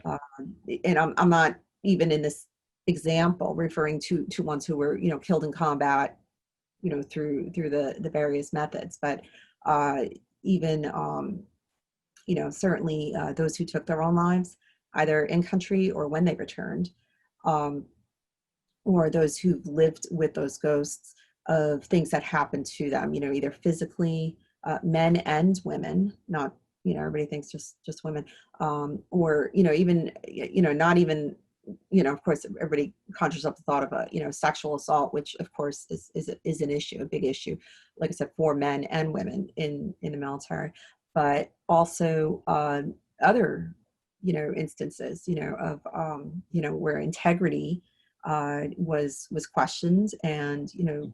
leaders failed at leading at different levels, and bad things happened, and there's so many instances that people will never really know the backstory, true story, what happened, but it is a reality, and everybody has their own story. I'm not here to tell other people's stories, Right. but I have appreciation for the fact that even though I went through, my own ordeal, I made it through. What didn't kill me made me stronger. And, it seemed, time and distance, of course helps, for sure, absolutely. But I did for many years, the combination of what I was exposed to with, in the environment, in terms of, the burn pits and toxins and whatnot, and the experiences I had, with that team, that definitely changed me and how I view things and do things, or whatnot, So fortunately, I'm in a great place now, um, and it's wonderful, but I feel terrible for those who find themselves in those situations and don't have anyone to talk to, because like I didn't have anyone to talk to that I could trust, that would understand, because it's kind of hard to be like, oh, and this just happened. Yeah. So, like and that's why I share. That's why I share my story right there. Yeah, I mean, I could fit when you read the book and you find out what happened to you with that, initially in that second deployment, I felt so frustrated for you because of what was going on. We won't tell the whole story now. I implore people to buy the book and read about what was going on there with the interpreter that they were using, and I mean, the whole thing was just crazy. They were setting. Roger and Ted were setting the interpreter off against you and back and forth. It was just seemed insane what was happening. But, and I don't want to diminish the fact that you actually, in your second deployment, you also did get a chance to work with some incredible leaders as well after those idiots, you got to work with the guys from Task Force 300, who were incredible leaders, and you had a chance to work with the hardest charging warriors of the highest caliber. So certainly you got to see what a great culture does look like. And so I'd like to hear from you on that. Forget about the toxic people. You got past that. What didn't kill you made you stronger. And then your opportunity to work with some of the best from the 82nd Airborne, Task Force 300, man, those guys are at another level. So what was the culture like there compared to, with the other group? Can you describe the difference in what you learned there? Sure. So we have a phrase in the military, in the Army, what right looks like. And there was a lot of what right looks like within, the unit in the time that I was supporting that unit. And, leadership style, the capability, the skills, it goes back to training, unit cohesiveness. And these are things I will bear mention that, do translate to the civilian world. If you structure your business with those elements, your business, you're going to retain people, you're going to attract better people, retain better people, because people who, have that champion mindset want to be around other champions and are willing to do the extra work to achieve, to get results, So it's the same concept, so I'm very fortunate and blessed that my last few months, the last 6 months that I was in country, that while the bad side was, it was the most intense. And that's when, because of the surge, if we look back at history, we lost so many troops, and I knew a lot of these troops. So that was the bad side. The good side personally was that I had such an amazing experience, where, I grew, tactically as a soldier, as an NCO, as a leader. And, I learned my thresholds about stuff in life. And, I'm grateful for that. When you came back, so now you come back and you spend a decade in a really dark place, because you leave on that high, and you don't want it to end, right? When you say here, so when your deployment ended, that second time, you felt as if you were kicked out of the womb. You wanted to go right back to Iraq, to the battlefield, but admittedly you weren't well. So 2 days after you got back, you were watching the news inside a trailer and saw a headline about a massive double, IED explosion at the compound you had just left, where 9 soldiers that you knew were killed when the schoolhouse collapsed from that blast. And that just devastated you mentally, because you couldn't help. You couldn't even communicate with anyone who was there, because comms would have been locked down. And that seemed like a tipping point for you. So I'm going to quote you. You said, "I was tired. I felt like shit, physically and mentally. I was disconnected from everything and everyone. I missed my friends, and they weren't here with me." And this is when a pivotal moment occurred, Magda, because you don't have, you're going through a divorce with the Marine now. He had conspired to get you kicked out. That was it with him at that point. You're not really talking much with your parents, obviously, because they had conspired with him against you. You feel like you're all alone. Everyone you know is back in Iraq. You feel helpless. I'll quote you. You say, "I sat up and I looked towards the kitchen counter, and I saw my purchase from earlier in the day. I bought a bottle of Jack Daniels, but I'm not sure why I bought that bottle, because I didn't end up drinking the whiskey. I looked at that bottle of alcohol on the marble surface and was compelled to drink it all, knowing while it would not necessarily solve anything, it would temporarily reduce the pain I was in, the pain in my heart and the pain in my head. That moment was a golden hour for me. As I looked at it, I also knew that the minute I took that first drink, given the state I was in, I would be pressing quit on life. I would be turning towards something unnatural to escape my pain. 3 decades of something What I don't know forced me to push through that night and not quit. So thinking back now, Magda, what stopped you? I don't know what the word is, but I'll say stubbornness. I think I couldn't give up on myself as much as I was partially okay with that. I couldn't.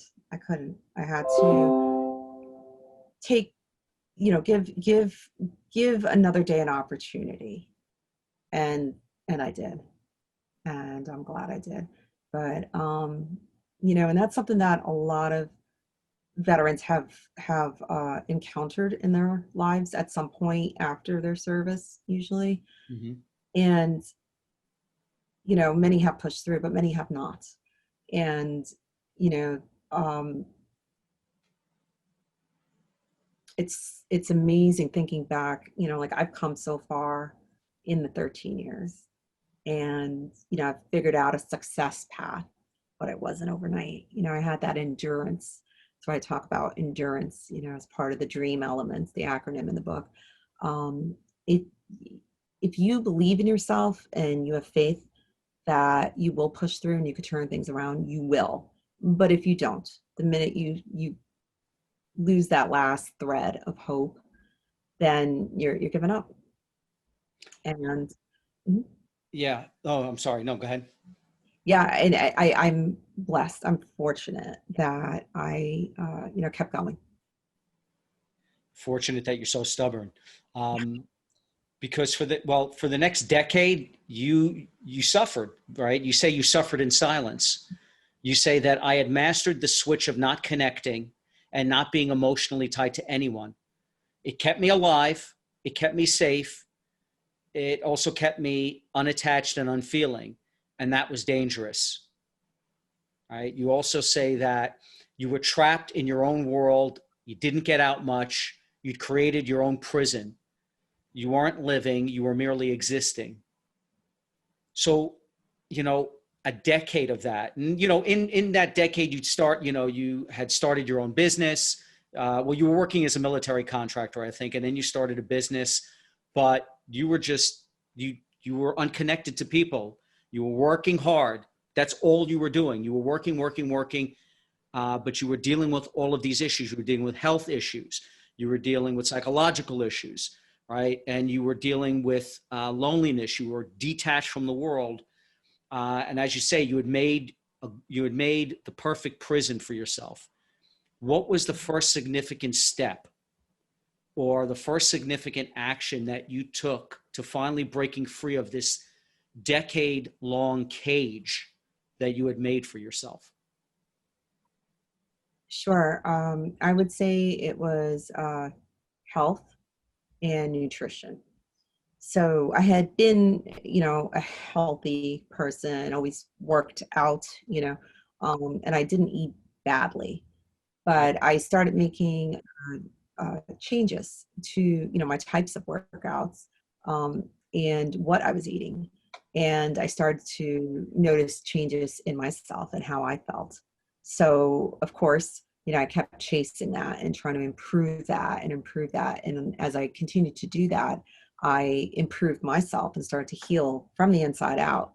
I just want to clarify the kind of diet that you were on. So nutrition-wise, you were on a Paleolithic diet, a paleo diet. You were going into ketosis? Mm-hmm. Yes. So it started about 10 years ago, and I haven't looked back. It's something that worked for me, and I continued with that. For 10 years now. What did it do? Because you talk about how for the first, you talk about your brain switching back on. So what had gone on? You had mentioned that you had exposure to like the burn pits while you were in Iraq. You mentioned that, you had, of course, been in that whole area that was toxic during 9/11. You talked about having like something on your helmet that was emitting a ton of EMF radiation in your comms. There are a lot of circumstances in the environment when you go off to war Then there's all the blasts and the TBI. How did going into ketosis and your nutrition kind of wake you up and snap you out of all of this? Right. So when you're exposed to, a lot of toxins and you have free radicals and all kinds of bad things going on in your body, even though you might look fine on the outside, you need to get that out of your system. Now, on one level, first of all, I'm one of those people that, I don't tolerate gluten and dairy, but I didn't know that until I eliminated it from my system and my diet altogether. So when I did that, I started noticing, an increase in energy and clarity in my thought. So it was polluting not just, my physical body and having, physical, manifestation, but also my brain as well. So that was the, first effect, lots of energy. I was able to sleep better. Then I turned to superfoods, and I started putting nutrients into my body that helped me optimize, my health overall. So I went from, maybe not the greatest health, even though I thought I was in, to healthier. And then I supercharged, and this wasn't overnight. This was a journey, and it's a continuous journey. I continue to improve upon it. But I feel great. Now I'm approaching 47, and I certainly have more energy physically and mentally than I did 25 years ago. How is that possible? It's amazing. And, I know you talk, once you get exposed, because I went through the same thing myself. I was very overweight. I went on a ketosis-like diet. I went, kind of Paleolithic, but then I quickly moved to very high ketotic nutritional regime. And then I went more towards a carnivore style diet. And I've been this way for about over 4 years now. So I know what you're talking about. I understand how the brain, it's incredible how the brain switches on when you eat the way you're eating. But what's really amazing is that you were for 10 years psychologically suffering, physically, not your best. And you were just like completely in the dark. And how by making that change with your nutrition and by exercising, you ended up, to be fair, curing yourself of what most people would end up going on a litany of pharmacology to fix. They'd go on a litany of prescribed medications, typically to deal with all the issues that they were facing. And I've talked to a lot of veterans who have PTS. You clearly had some from your book. I mean, I hope I'm not offending you here, but you clearly had some form of PTS, or maybe it was TBI, or some. You had some of lasting effects from what you went through. Most do, but I've spoken to a lot of guys that have come out of this and who are really anti-prescription medication because of what you call the polypharma, the multiple drugs that you're given and the way they interact whether the antidepressants, the anti-anxiety medication, on top of the opioids, on top of the, it's just like one drug after another, the corticosteroids it's a nonstop cornucopia of, prescription medications. You cured yourself, or, you healed yourself with nutrition and with physical fitness. Is that the case?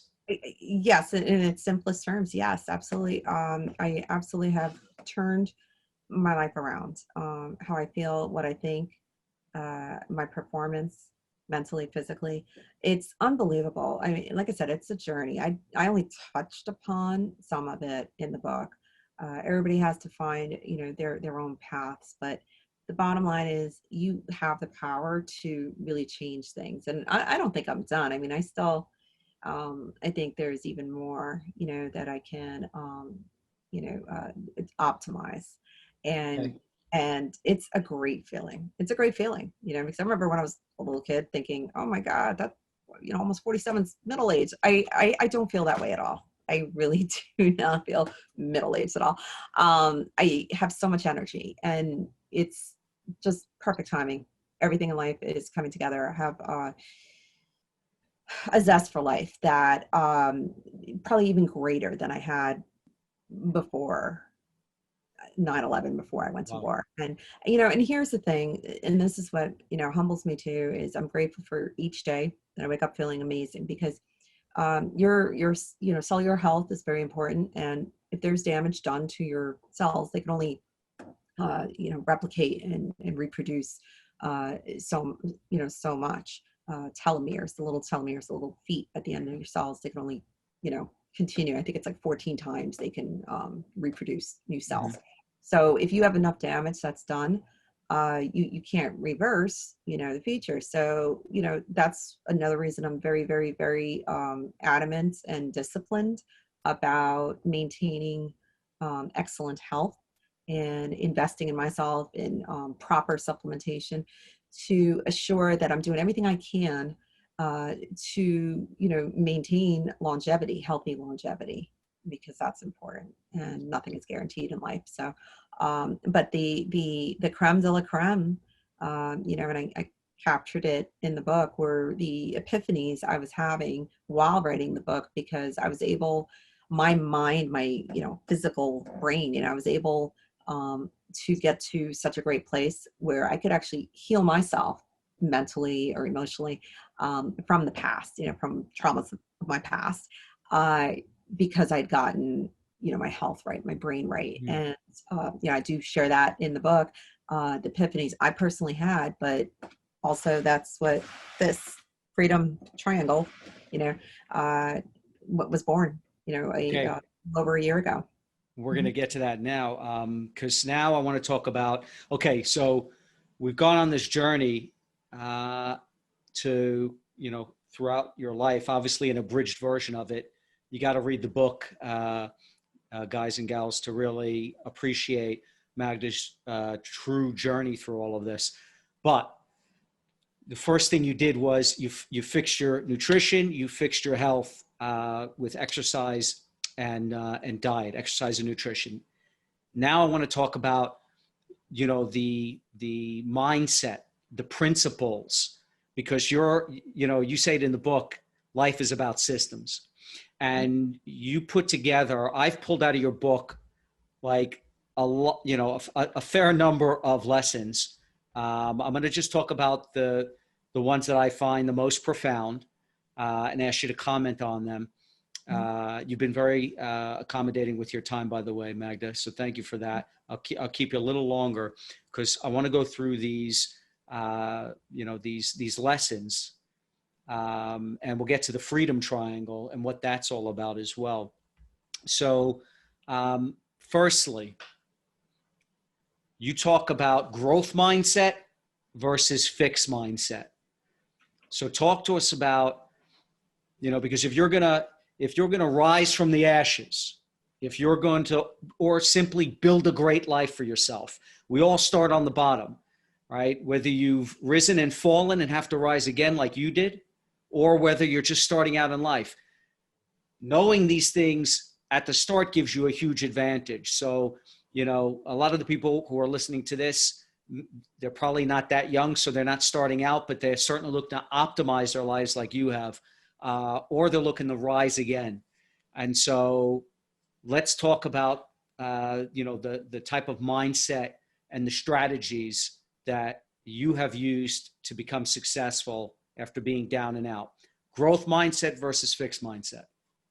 Absolutely. So fixed mindset is that of the victim mentality, the person who makes excuses for their action or inaction. Growth mindset knows that there is always a way to push through, to push forward, to figure it out. regardless of the duration of time or the pain involved. Right. So, growth. So a growth mindset means you have to let go of some things to have a growth mindset. And you talk about that. You talk about anchors weighing you down. You talk about anchor points in your life, recognizing those anchor points, but also letting go of the anchors. Because if you don't, you're not going to have a growth mindset. You're going to keep like getting stuck, being tethered to something fixed. Can you elaborate? What is an anchor point, and what are the anchors that people need to let go of in order to have a growth mindset? Sure. Anchor points are powerful forces of energy. Those are good things. Okay. I know we have the word anchor in both. And I explain how you can, identify what those are and then really understand, okay, why is it that you feel a certain way about something? Okay. Anchors are things that weigh us down and hold us back. And these are self-limiting beliefs or things that prevent us. So if you are on, say, medications or drugs and they affect your thinking, your mood, those are anchors. Those are holding you down. Those are keeping you from moving forward in your life. So it could be people, it could be toxicity of people around you, people who think small while you're thinking big, people who have that victim or fixed mindset. If you're surrounding yourself with those folks, and when I say surrounding, I don't necessarily mean just physically, but if those are the people who you communicate with, that you listen to, that you speak with, that you're listening to essentially, then those are going to be anchors in your life. So there are a litany of anchors, but we need to understand what it is that's holding us back from moving forth. Okay. So, right. The anchor points you talk about, those take contemplation. Those take really reviewing, like you did, your life via writing a book, and but for everyone it's different, but kind of thinking through those moments in their lives where they keep going back to something in their life that was a pivotal moment, and they keep going back to it. And when you understand what that was, when you understand, what that is, those anchor points, they're like the missing pieces in your life that if you recognize them as an anchor point, then that's going to, help kind of set you up for having a good foundation psychologically. That's what you meant by the anchor points versus the anchors that weigh you down. Correct. The anchor points, you can think of them as energy force fields, okay, that you cannot physically see, but as you mentioned, they keep pulling you back to that. And they're not bad things, but having an understanding of what the anchor points are in your life are going to enable you to make decisions clearly, and to have that context so that you understand why you're making those decisions. And could that be, for instance, just as an example for anyone who wants to better understand that, New York City, living in a certain place is an anchor point for you? Yeah, it absolutely was. And, I'm happy to announce that I found my next anchor point in life. I guess my ability to identify anchor points, now that I know what I'm looking for, has, led me to, with clarity, to see a little bit of the future, which is great. But it's exciting to be able to look at your own life and figure these things out yourself. Sometimes people will, if you're fortunate enough, the right person, whether it's a temporary or permanent person in your life, will reveal something about yourself to yourself that is of value for you. And that's a blessing. That's wonderful if you have that. But if you don't have that, and most of us don't, have that benefit, if you are able to find it yourself, you are so much more empowered, and you, again, know yourself even more so. Yeah. And again, if anyone wants to better understand this, it's worth reading your book. You'll get a much clearer picture of what this is all about. But you have a bunch of epiphanies that you've listed as well in the book that you came upon. One is that you say that your pathway should lead to the ability to know yourself without input from others. And that is a very powerful state of being. how does one go about learning who they are minus with the input? Because most people are an amalgamation of what their perception is through the eyes of others. The path of self-discovery to find out, do you have to live alone at like a monk for 10 years like you did, kind of like in your and then write this book to figure out who you are? I mean, that is like not an easy thing to do. How would you recommend someone Yeah. do that? Well, no, you don't have to do that. And I was a functional monk.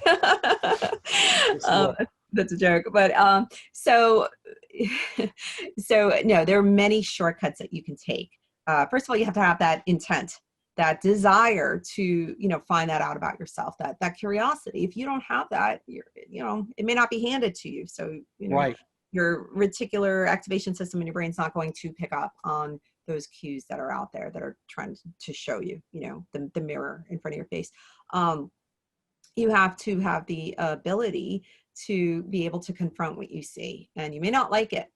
Okay. You may not like it, but you have to, if you're on this journey to finding out exactly what it is, you have to accept it for what it is. So in other words, you have to have integrity with yourself. You have to be open-minded.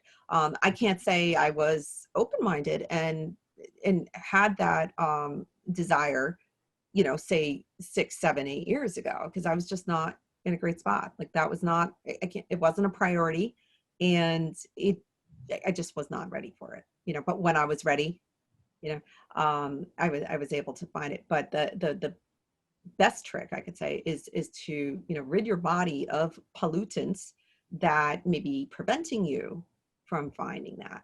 And on the flip side of that, and that ties to the health freedom point of the freedom triangle, you can consider optimizing.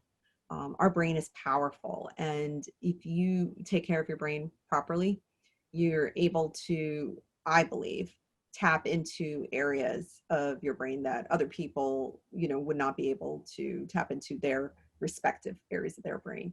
And I was able to do that. And I was, that was my intent in the end of the book, is to show how I was able to do that. So, I'm not the rocket scientist, I'm the layman who kind of just figured a few things out. And, I want to submit that to those who are interesting, that they can go on their journeys if that's a priority to them in their lives. Let's talk about how you did that, because, now let's get into the freedom triangle. It's been staring me, and all of us right there, the freedom triangle. What is the freedom triangle? Yes. So it's a mental state of limitless. When you get to the point in life where you know who you are, and you understand yourself and what makes you tick, and you know where you're going because you have clarity. It's crystal clear. It's powerful. It's a state where you have inner peace. You have, perhaps found forgiveness. You've let the past be the past, and that's not holding you down. You are literally at that point, just like when a child is born into the world, the world's wide open. You're at that type of rebirth in your life, despite anything that has happened to you or despite the current conditions.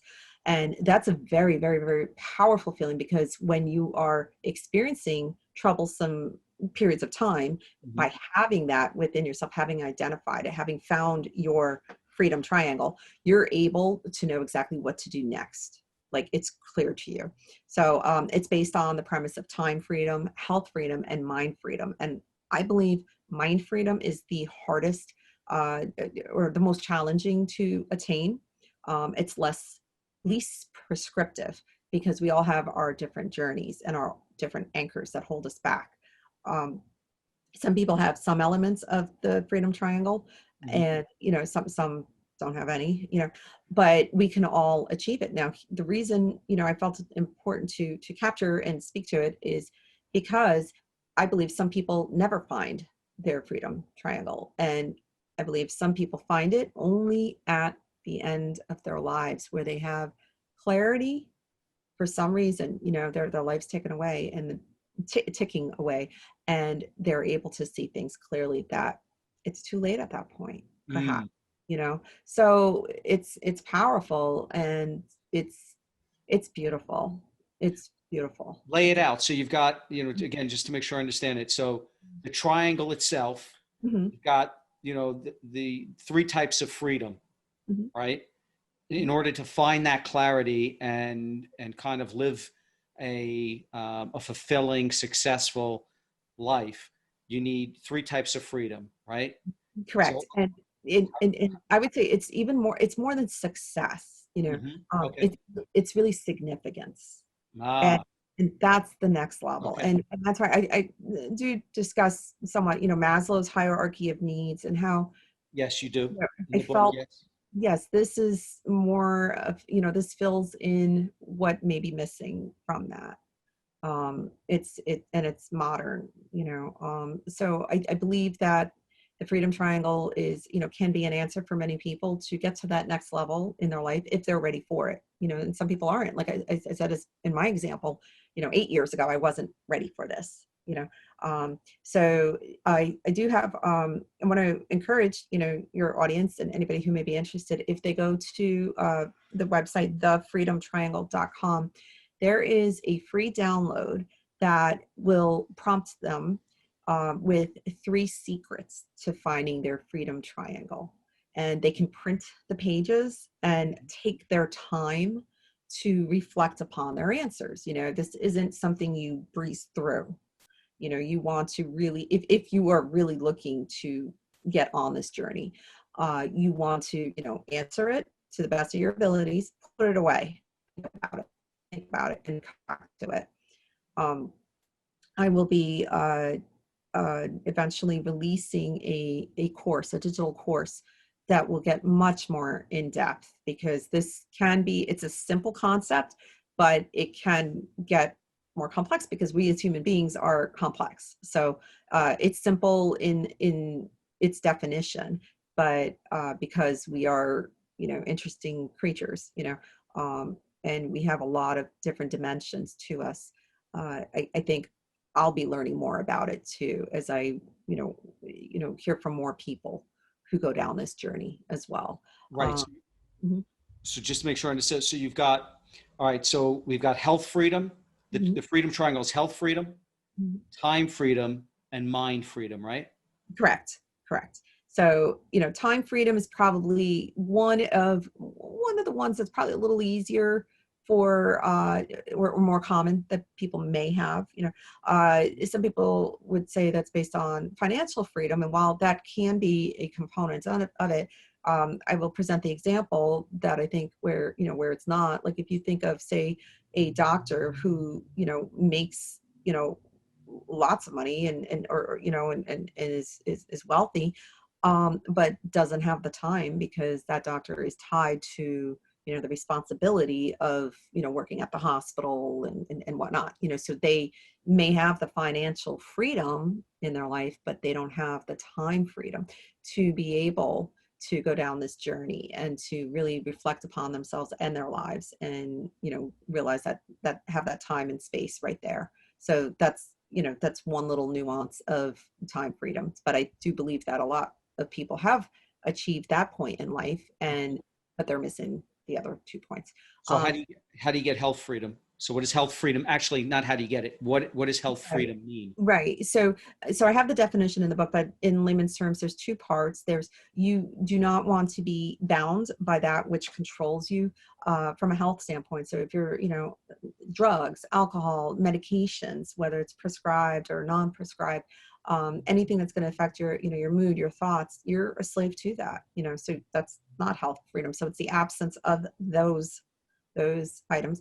And then but also your environments as well. It could be the air you're breathing, the water you're drinking. Those are factors as well that can be affecting you and how your brain works, right? Even if you look physically fine, like I did 8, 9, 10 Right. years ago. That's the first part. The second part is the optimization of, I went down the route of, well, it was more than superfoods. It was lifestyle habits, high performance lifestyle habits that really allowed me to get that restful sleep, to be able to have good dreams, to be able to access recesses of my brain that I never otherwise would have been able to access to solve my own problems. It's And is that, and then So does that then lead to what you call mind freedom? Freedom. So they kind of overlap. Right. So the mind freedom part, though, is, there's the acknowledgement sense where, you recognize you've taken that look in the mirror, in the ugly mirror, Right. and, but you've come to peace, with could be, the past, with your demons, Right. with who you are, as a person.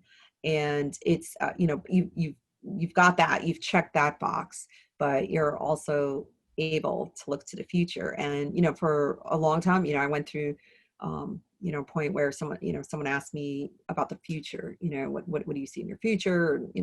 Goals and plans for the future. It was like, if I close my eyes and try to answer, it was a black screen.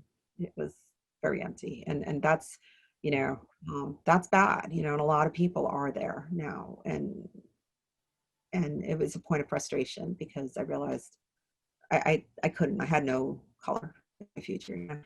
I couldn't even force myself to imagine it, but now I do. Now I do. It's high definition surround sound, and it's beautiful. Wow.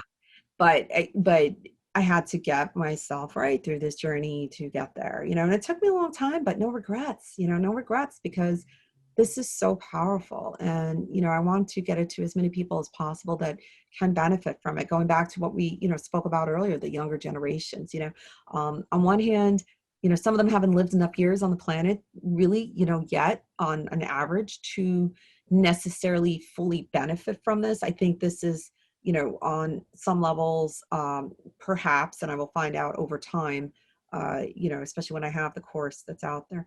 I think this is a great preventative, if you will, for younger generations, but it's probably going to be more effective, maybe, for older generations who, let's face it, each decade that goes by, we all have more collective baggage, Right. and our thoughts, experiences, that things that shape us in life, and I shared an example in the book of during the epiphanies, and how I was able to, really find peace with, a family member, despite, a lot of Yeah. strife in the past, and having that, at the right time or in enough time is beautiful and powerful, because we never know when, we're all, called to a further mission.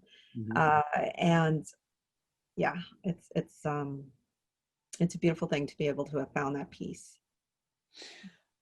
So, you said you corrected me, because when I said having a life of fulfillment and success, Mhm. and you said not so much success but significance, Mhm. and I've written here what you say in the book. You say, while success leaves clues, significance leaves signs. And so that's, and that's very powerful, because what you're talking about. And again, I implore everyone to read your book, because there's so much more. I mean, I have so many more questions to ask you, but I've taken so much of your time now. We could go on for another 2 hours, but there's so many other lessons I have here listed. So, I mean, this really is something that others should pick up and get your book and read your story and read all those lessons, because the book is chock full of lessons as you go through it. Um, and, then you also provide some links. And now you have the freedomtrial.com, where people can come and really get a sense of the tools that you used.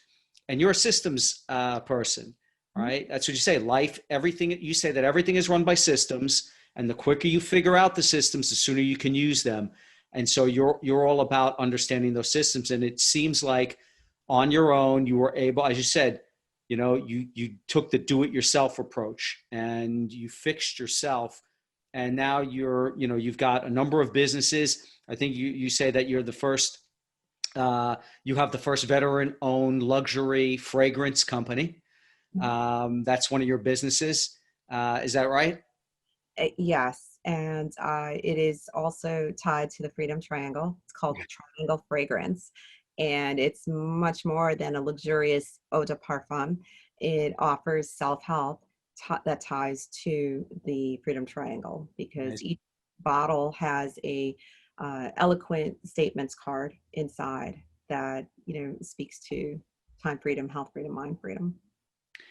Amazing. And, you also invest in real estate. You're also, you're doing the Freedom Triangle, you're consulting. I understand you're mentoring people. Mentorship is a big part of what you talk about in the book, finding mentors, learning from mentors. I'm going to close out with this statement here from your book. I'll close the interview out with this.